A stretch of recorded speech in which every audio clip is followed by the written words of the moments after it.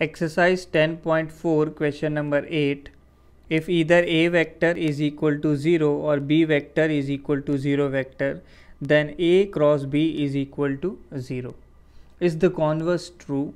Justify your answer with an example. तो initially हमें given है कि if A vector equal to 0 और B 0 then A cross B is 0. तो ये भी हम प्रूव कर लेते हैं. A क्रॉस B होता है हमारे पास modulus of A into modulus of B sine theta n cap, where theta is angle between the vectors.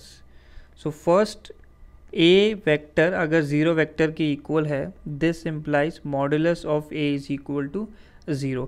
इस वैल्यू को अगर हम इस इक्वेशन में सब्सटीट्यूट करेंगे तो हम बोल सकते हैं कि फिर A क्रॉस B की वैल्यू जो है 0 आ जाएगी.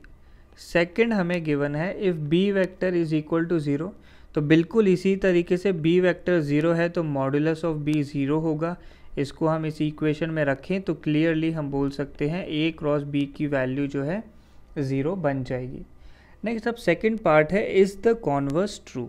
तो कॉन्वर्स की हम बात करें तो इसे प्रूव करने के लिए हमने एक A वेक्टर कंसीडर किया A1i plus A2j plus A3k. तो ये वेक्टर हमने खुद से कंसीडर किया है. नेक्स्ट एक वेक्टर B वेक्टर कंसीडर किया जो कुछ इस तरीके से मैं लिख रहा हूँ P into A1i plus A2j plus A3k, यानी एक कांस्टेंट P से मल्टीप्लाई कर दिया है. P is some constant. So अगर P कांस्टेंट है और जो ब्रैकेट वाला टर्म है ये हमारे पास A वेक्टर ही लिखा हुआ है, तो हम बोल सकते हैं कि B vector is equal to P times A vector.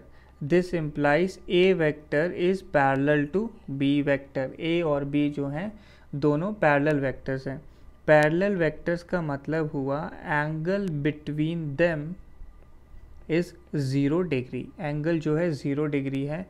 A और B पैरेलल है तो A क्रॉस B होता है हमारे पास modulus of A modulus of B into sine theta n cap. तो ये जो थीटा एंगल है ये 0 डिग्री है. So modulus of A modulus of B ये दोनों ही 0 नहीं है बट थीटा 0 है. सो थीटा 0 होने के कारण A क्रॉस B की वैल्यू 0 पॉसिबल है.